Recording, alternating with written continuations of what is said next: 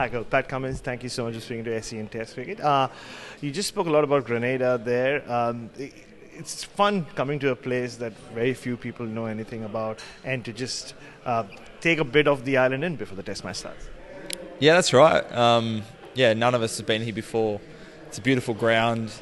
Seems like a beautiful island. It's a pretty short turnaround. We only got here kind of less than 48 hours ago, so haven't explored as much as we'd like. Never know, maybe a quick finish and we can spend a couple of days exploring the island. Well, I mean, speaking of quick finishes, that was Test match on Test cricket on Fast Forward. You haven't really taken a look at the surface here, but there's not a lot of history to go by. So, what have you made of the conditions out there in the middle? Yeah, haven't had a look today. Yesterday looked like a pretty good wicket, 48 hours out. But again, you never quite know what's kind of underneath the surface. But there's a bit of grass, and we'll kind of get into it. And the key is to kind of adapt, see if it's going to be a long test and drawn out, or whether you need to be pretty sharp straight away. And speaking of adapting, obviously Steve Smith is back in this side, but we'll come to his batting. But just feeling, I mean, he tried different things yesterday and then more tape on his finger. He's spoken about never having not fielded in the slips in Test cricket, so it'll be something new to adapt for him as well.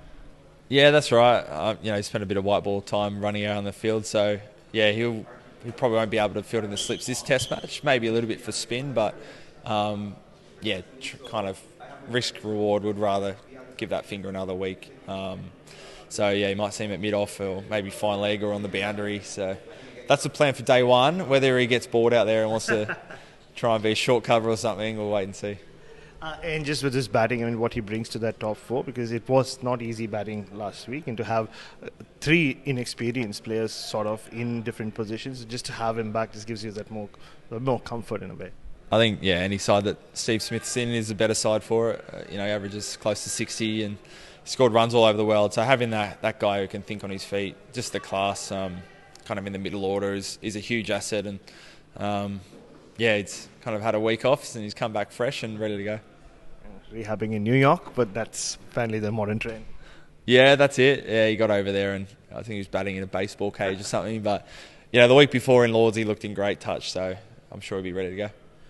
Just on the last Test, Pat, I mean, and the top order, it felt like from 5 to 11 onwards, you got what you expect from Trav and you guys as well, and Kez and Webster. But just the question marks around that top order, is it just a case of stay patient and see how they come good as the series progresses? Oh, of course. It's very rare that you get a Test match where everyone's scoring runs and taking wickets, and the top three kind of missed out last Test, but that happens sometimes. It's not an easy time to bat.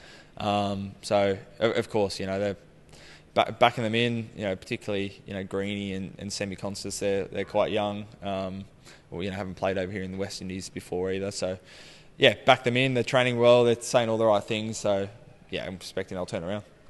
Perfect. Finished that game off early. Apparently the waterfalls are really good. All right. Sounds good. Thanks. Thanks, Pat.